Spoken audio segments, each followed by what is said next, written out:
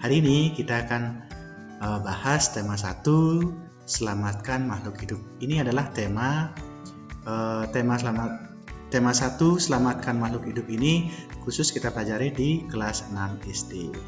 Nah, kita bahas bersama Kak Made Sandira ya. Oke, kita lanjut ya. Nah, untuk tema 1, selamatkan makhluk hidup, di sana terdiri dari beberapa subtema. Nah, untuk subtema satunya kita khusus bahas hari ini yaitu apa?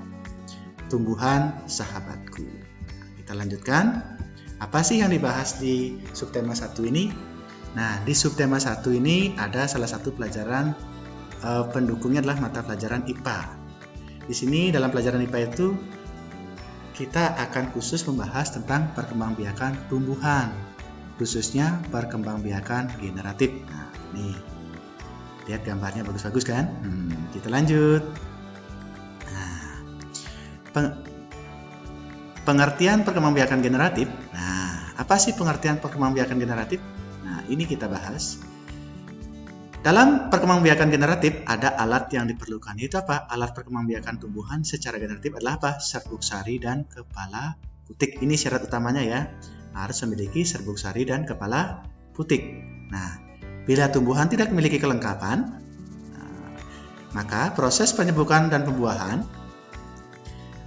tumbuhan tidak dapat melakukan perkembangbiakan secara generatif. Nah, berarti bila tumbuhan tidak memiliki kelengkapan untuk proses penyebukan dan pembuahan, maka tumbuhan tidak dapat melakukan perkembangbiakan secara generatif. Nah, jadi pengertian dari perkembangbiakan generatif adalah apa? Nah, perkembangbiakan yang dilakukan secara kawin pada tumbuhan. Nah, perkembangbiakan generatif disebut juga perkembangbiakan secara kawin. Jadi perkembangbiakan generatif adalah perkembangbiakan yang dilakukan melalui proses penyerbukan dan pembuahan. Ingat ya, perkembangbiakan generatif disebut dengan perkembangbiakan secara kawin. Nah, kemudian pengertiannya, perkembangbiakan generatif adalah perkembangbiakan yang dilakukan melalui proses penyerbukan dan pembuahan. Oke, kita lanjut. Bagaimana proses penyerbukan pada tumbuhan terjadi? Nah, kita pertama diawali dengan perkembangbiakan generatif pada tumbuhan. Diawali dengan penyerbukan, yaitu apa? Melekatnya atau jatuhnya serbuk sari ke kepala putik. Nah, ketika melekat atau jatuh serbuk sari kepala putik ini bisa dibantu oleh berbagai macam hal. Siapa saja yang bisa bantu? Bisa hewan, bisa angin, atau lain sebagainya. Oke, kita lanjut lagi. Setelah terjadi penyerbukan,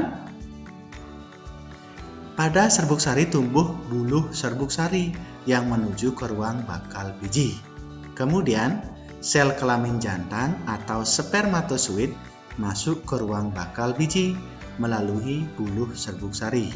Kemudian proses selanjutnya adalah di dalam ruang bakal biji terjadi pembuahan, yaitu peleburan sel kelamin jantan atau spermatozoid dengan sel kelamin betina atau sel telur. Nah, kemudian setelah proses penyebukan terjadi, yaitu melekatnya atau jatuhnya serbuk sari ke kepala putik, maka peleburan sel kelamin atau spermatozoid dengan sel kelamin betina atau sel telur menghasilkan bakal buah. Nah, kemudian hasil dari pembuahan inilah disebut dengan sigot.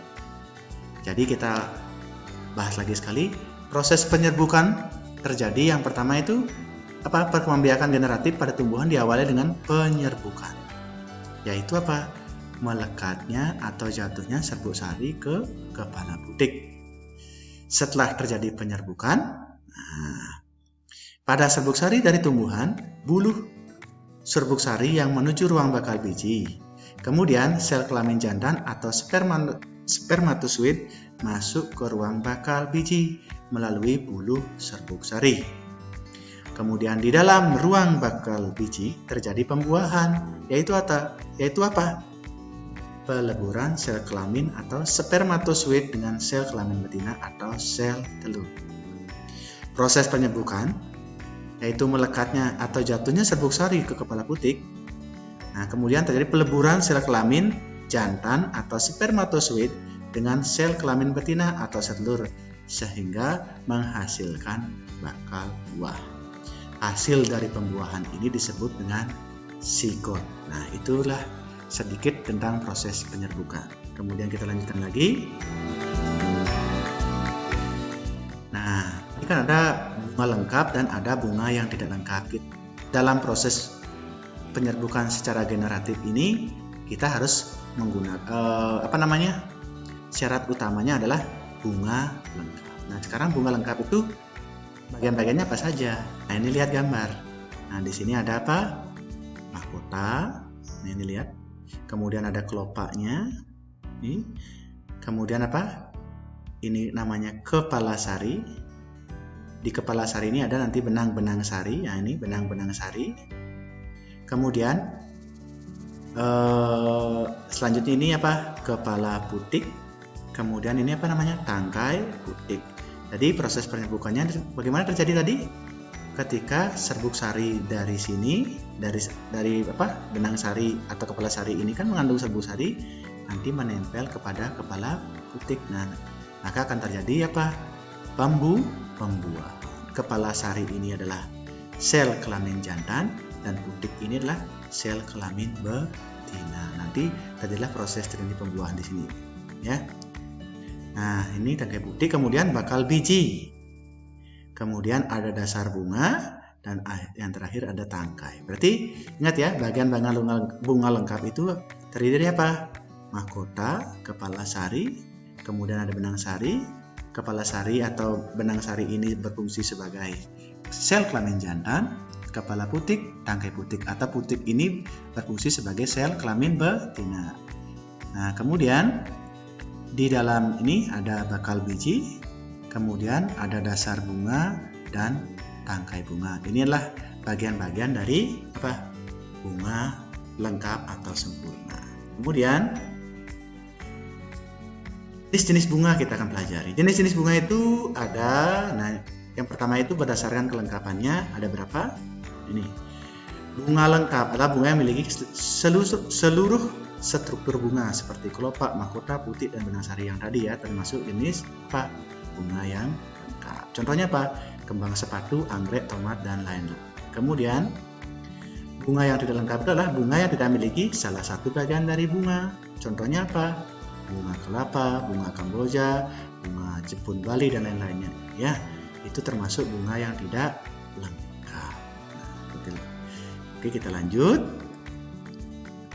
Nah, kemudian berdasarkan kelengkapan alat kelaminnya itu ada dua.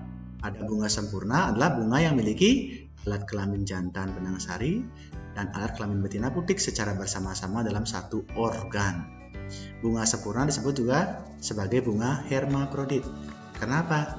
Karena dia bisa melakukan perkawinan sendiri. Itu disebut dengan hermafrodit ya. Kemudian atau hermafrodit itu apa? Dalam satu bunga itu terdapat apa? Benang sari dan kepala putik. Nah, kemudian karena ada benang sari dan benang putik dalam satu bunga sehingga bunga tersebut bisa melakukan apa? Penyerbukan sampai pembuahan sendiri. Itu disebut dengan hermafrodit ya. Contohnya apa? Bunga mawar, bunga kembang sepatu, bunga jamu, bunga kopi, dan lain-lain. Kemudian bunga tidak sempurna adalah bunga yang hanya memiliki satu alat kelamin saja. Ingat ya, kalau bunga tidak sempurna itu hanya memiliki satu kelamin saja. Contohnya apa? Bunga salak, bunga jagung, dan lain-lain. Kemudian, nah, kita langsung ke tugas ya. Nanti yang untuk anak-anak atau untuk siswa Bapak, silahkan kalian buat tugas berikut ya Pak. Gambarlah bagian-bagian bunga yang lengkap atau bunga yang sempurna. Silahkan bisa diwarnai atau diarsir ya. Jadi lagi sekali nanti di rumah kalian silahkan kerjakan tugas Bapak, yaitu apa? Gambarlah bagian-bagian bunga yang lengkap, kemudian silahkan bisa diwarnai atau diarsir. Nah, segitu aja dari Bapak untuk hari ini. Nah, jika ada mungkin kata-kata Bapak yang kurang berkenan atau tidak enak untuk dengar, minta maaf ya. Nah, Bapak ucapkan silahkan mengerjakan tugas di rumah. Ingat, belajar, terus belajar dan belajar. Kemudian Bapak akhiri dengan Dadah!